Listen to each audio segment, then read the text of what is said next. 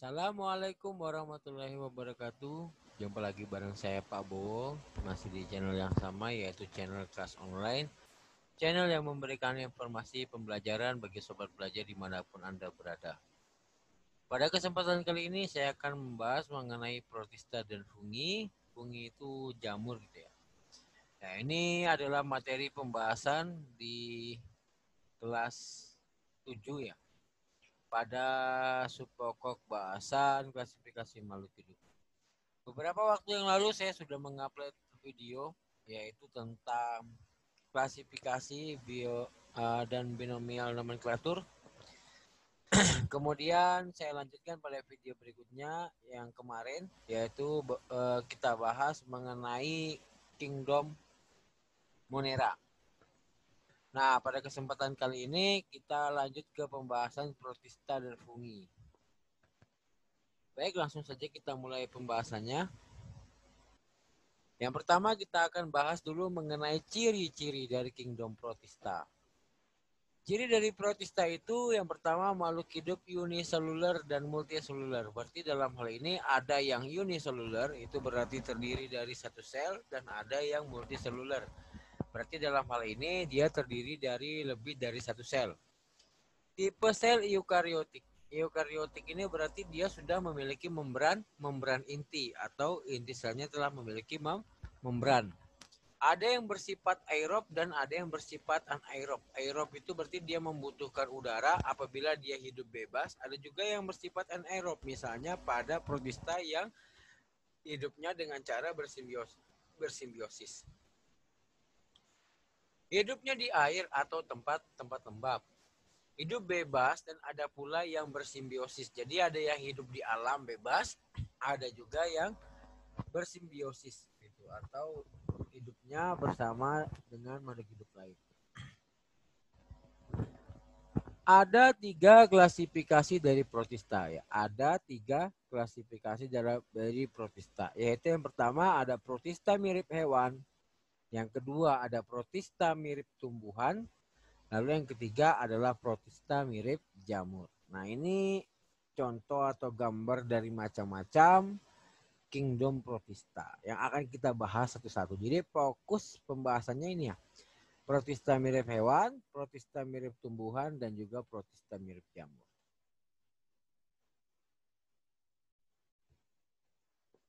Protista mirip hewan. Kingdom protista yang menyerupai hewan disebut protozoa. Ya, protozoa ini bisa diartikan proto berarti awal. Zoa berarti zoon hewan. Jadi protozoa ini dianggap sebagai hewan yang pertama itu atau hewan awal seperti itu.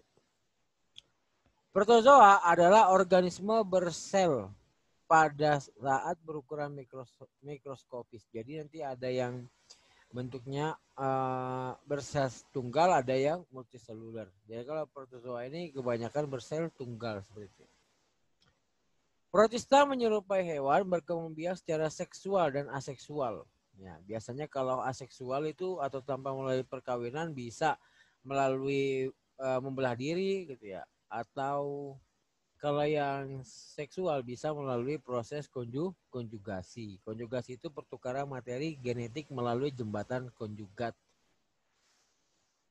Selain berkembang biak, hewan ini juga dapat bergerak aktif. Nah, kita lihat di sini hewan atau protista mirip hewan ini ada yang memiliki alat gerak.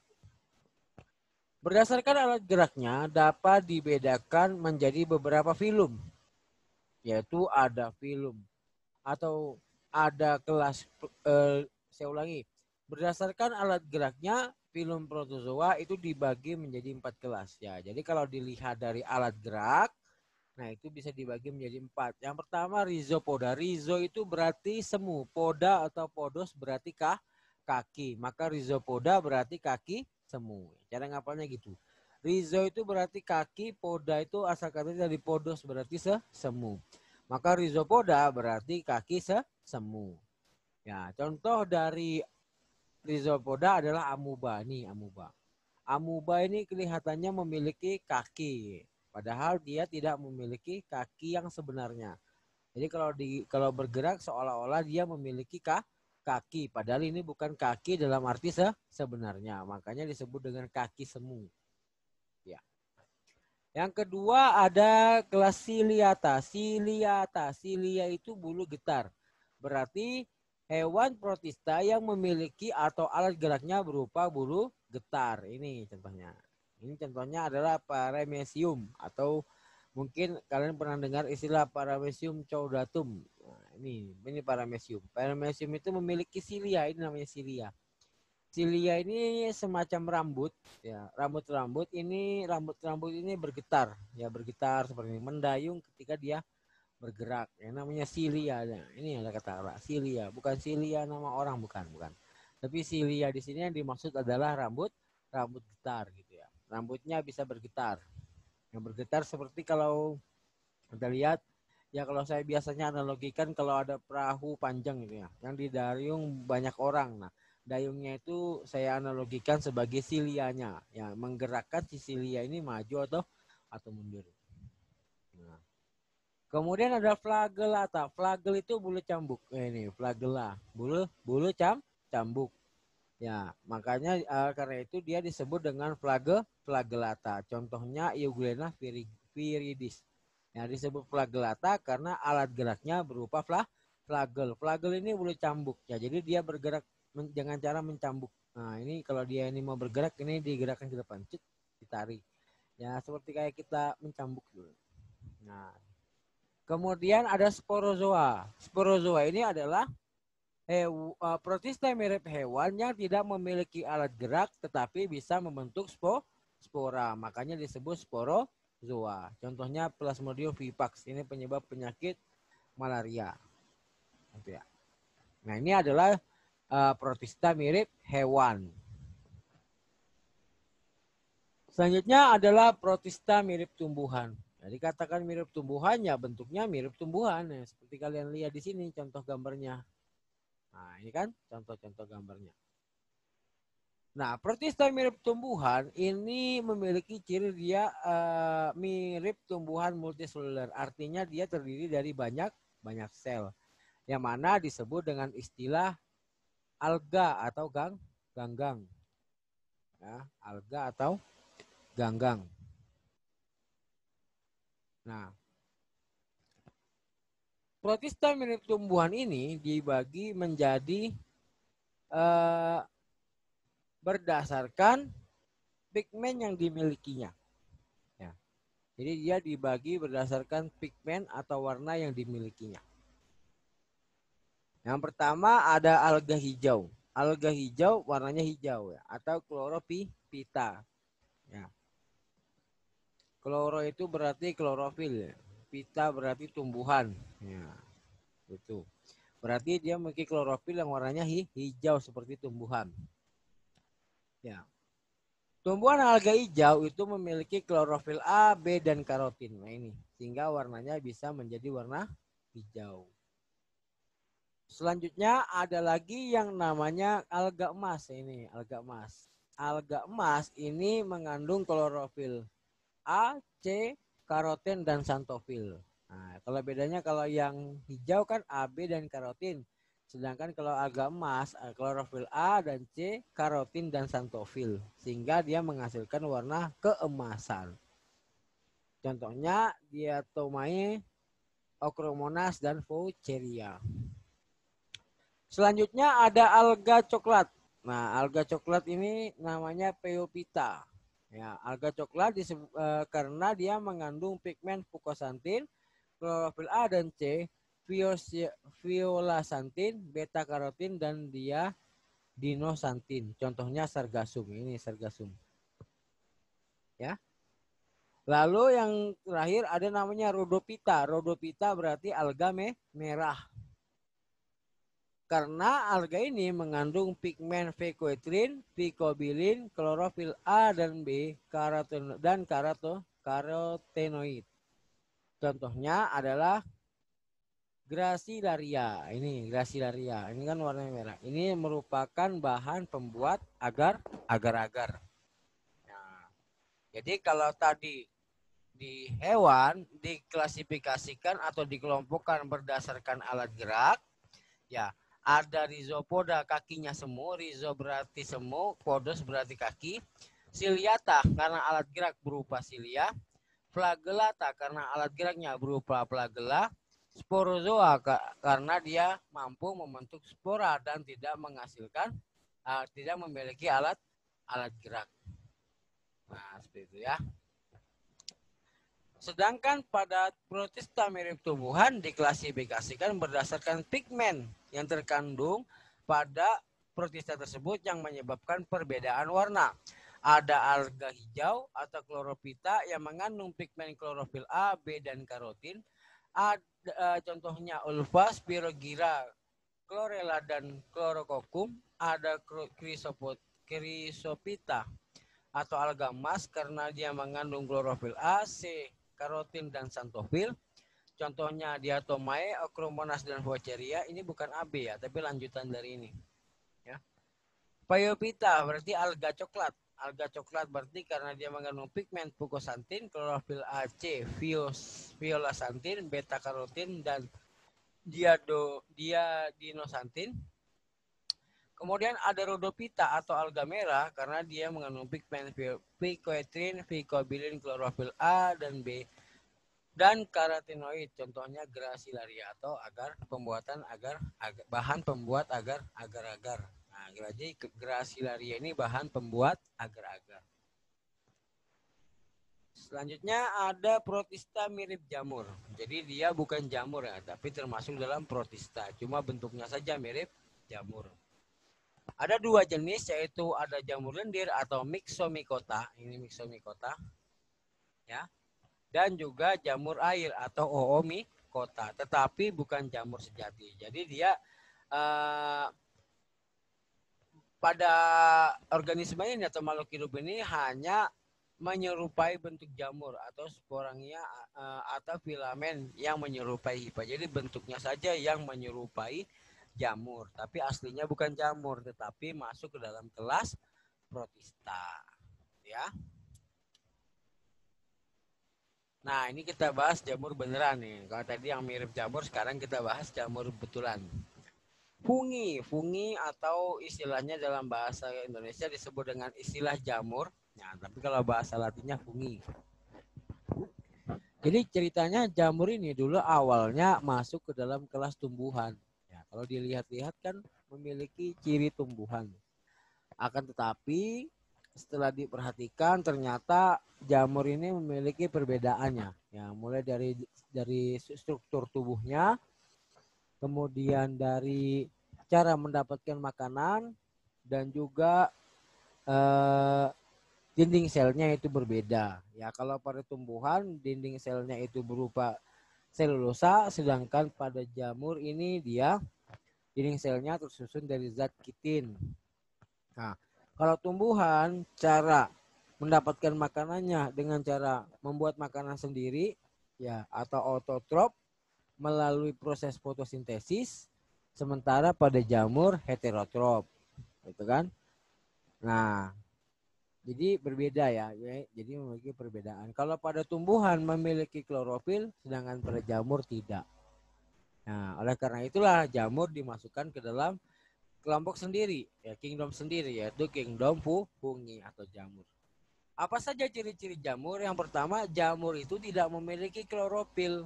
Nah, beda sama tumbuhan kan? Kalau tumbuhan memiliki klorofil. Sehingga jamur itu bersifat heterotrop. Nah, heterotrop itu apa? Yaitu memperoleh makanan dari organisme lain. Beda dengan tumbuhan yang sifatnya autotrop karena dapat membuat dan mengolah makanannya sendiri melalui proses fotosintesis. Lalu yang kedua, hidup menjadi saprofit. Saprofit itu apa? Pengurai. Ya, jadi kalau misalnya ada kayu yang sudah mati, biasanya tumbuh jamur, atau ada makhluk hidup yang sudah mati, tumbuh jamur. Nah, jamurnya itu sebagai pengurai atau saprofit.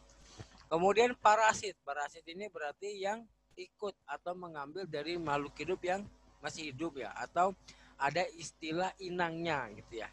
Nah, misalnya dia hidup pada manusia seperti misalnya Panu misalnya gitu ya. Atau misalnya hidup pada makhluk hidup lain, itu dikatakan parasit. Simbiosis ya, simbiosis berarti hidup dengan bekerja sama dengan makhluk hidup lain. Misalnya jamur yang hidup bersama dengan bakteri bakteri tanah gitu yang dapat menyuburkan tanah. Gitu. Memiliki sifat eukarion atau memiliki inti sejati. Jadi jamur ini sudah memiliki inti sejati, inti selnya sejati. Memiliki sel tunggal dan ada yang memiliki banyak sel. Jadi ada yang bersel tunggal dan ada yang memiliki banyak sel. Berkembang biak secara vegetatif dan berkembang biak secara generatif. Jadi ada dua macam ya. Ada yang berkembang biak secara vegetatif dan ada yang berkembang biak secara generatif. Ya, misalnya fragmentasi itu melalui potongan hifa. Fragmentasi hifa berarti potongan hifa. Tunas dan spora itu bagian vegetatifnya. Tumbuh pada lingkungan yang memiliki zat asam, tempat yang lembab, yang mengandung zat organisme. Karena jamur ini bersifat heterotrof, maka dia membutuhkan tempat yang lembab yang mengandung zat organisme untuk sebagai tempat makanannya. Begitu juga zat asam. Memiliki dinding sel tubuh yang tersusun atas zat kitin. Nah, ini tadi saya sampaikan ya. Kalau pada jamur dinding selnya tersusun dari zat kitin, sedangkan pada tumbuhan tersusun dari selulosa. Maka jamur dan tumbuhan itu beda dari segi ciri-cirinya. Klasifikasi fungi atau jamur. Ada 3 divisi dari kelompok jamur. Yang pertama ada divisi Zygomycotina. Zygomycotina ini adalah jamur yang memiliki ciri berupa dia dapat membentuk spora yang berdinding tebal atau disebut dengan zigospora. Organisme ini umumnya tumbuh pada daratan sebagai sapropit. Tadi apa sapropit? Sapropit adalah pengurai yang tidak memiliki klorofil. Jadi dia tidak memiliki klorofil. Hifa itu apa? Hifa itu adalah benang-benang. Ini contohnya. Ini hifa. Ya, hifanya benang-benang. Jadi dia memiliki benang-benang. Yang tidak memiliki sekat atau septum. Dan memiliki banyak inti. Contohnya Rhizopus stolonifer. Jadi ini yang Zygomycotina ini sebenarnya kalian sangat akrab sekali gitu ya. Misalnya jamur pada tempe. Ya, tempe itu kan ada benang-benangnya yang bisa mengikat si kedelai. Nah, benang-benang itulah yang disebut dengan hifa. Lalu kemudian ada jamur pada roti. Kalau rotinya sudah lama muncul jamur. Nah, itu contoh jamur dari kelas Rhizopus. Ya, dari Rhizopus. Yang kedua ada ascomycotina. Kata-katanya ascomycotina berarti dia memiliki ascus. Ya, memiliki ascus. Nah, jadi ascomycotina adalah suatu organisme atau suatu jenis jamur yang membentuk spora sebagai alat perkembangbiakan generatifnya atau seksualnya. Jadi pada ascomycotina ini mampu membentuk spora. Spora ini terbentuk dalam satu sel gelembung dan berwujud seperti kantung yang disebut askus. Nah, ini askus. Ya. Ini askus. Ini askusnya. Ya, askus. Jadi sporanya disebut ascospora. Nah, yang termasuk ini biasanya jenis Penicillium atau Aspergillus. Ya. Salah satunya adalah Penicillium notatum. Yang ketiga adalah divisi Basidiomycotina. Nah, ini yang paling saya senang ini ya, karena dari jauh udah kelihatan gitu. Ya, dari jauh sudah kelihatan dia memiliki ciri bahwa dia memiliki tudung. Nah, ini yang memiliki tudung. Ya, dia memiliki tudung. Ini yang paling gampang dikenal. Nah, ini contohnya. Ya, ciri utamanya dia memiliki tudung. Pada kelompok jamur ini termasuk Basidiomycotina memiliki tubuh yang besar. Nah, jadi rata-rata dia merupakan jamur yang besar, artinya dapat dilihat secara langsung, bukan yang kecil atau mikroskopis yang bisa dilihat dengan mikroskop. Nah, kalau ini besar, kelihatan. Memiliki tubuh yang besar serta spora yang terbentuk dalam basidium atau basidiospora. Iya. Memiliki sporanya tersimpan di basidium atau basidiospora. Memiliki hifa yang bersekat. Contohnya Fulvaria ini kalau tidak salah jamur merang. Ya, jadi yang masuk ke dalam sini ini nanti jamur merang, jamur kuping, ya. Nah, terus jamur lagi. Jamur sawit ya, rata-rata yang memiliki tuh tudung begitu. Oke, ya. Akhir kata, ya ini saya punya pantun ini. Burung merak, burung cendrawasih. Untuk yang udah menyimak, saya ucapkan terima kasih. Ya. Sampai jumpa di video berikutnya. Sampai sini dulu pembahasan kita mengenai protista dan fungi. Ya. Nanti video berikutnya saya akan bahas mengenai materi plantae. Ya. Jadi sampai jumpa di video berikutnya. Saya ini. Assalamualaikum warahmatullahi wabarakatuh. Jangan lupa. Nah ini. Ya. Subscribe, like, dan share. Oke, sekian dan terima kasih. Mohon maaf apabila ada kesalahan. Assalamualaikum warahmatullahi wabarakatuh.